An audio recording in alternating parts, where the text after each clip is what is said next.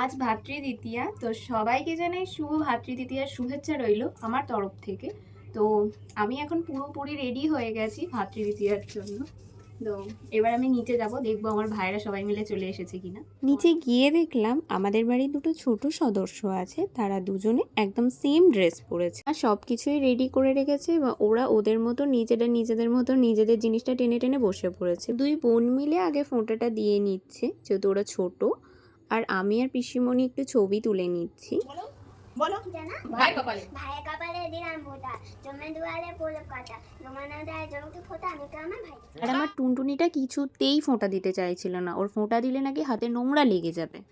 আঙুল ছুঁইবে না, নখ দিয়ে ফুটিয়ে দিবি। আমার ফোঁটা দিতে যাওয়ার সময় দাদা ভাইয়ের একটাই কথা যে তুই আমাকে আদৌ ফোঁটা দিবি না নখ দিয়ে গেঁথে দিবি। এটা আমার ভাইয়েরও উক্তি। তো যাই হোক, আমি আস্তে আস্তে ওকে ফোঁটাটা দিয়ে দিলাম, আর ভাই তো তাই আমি ওকে আশীর্বাদ করে দিলাম। এখানে দাদাভাই সব ছোট বোনেদের জন্য গিফট এনেছিল, আর আমার গিফটটা আগেই দিয়ে দিয়েছে। আমি ভাইদের জন্য গিফট কিনেছিলাম, সেটাই দিচ্ছিলাম।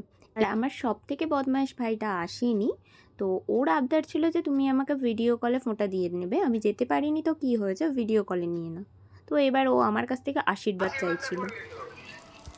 আমার ভাই যেন খুব তাড়াতাড়ি একটা গার্লফ্রেন্ড পটিয়ে নেয়। ওকে, ফোঁটা ডান। এরপর আমরা সবাই মিলে, এই জায়গাটা আমাদের ছোট থেকেই গল্প করার জায়গা, তো সবাই মিলে বসে একটু গল্প করে নিলাম, ছবি তুলে নিলাম। চলো টাটা।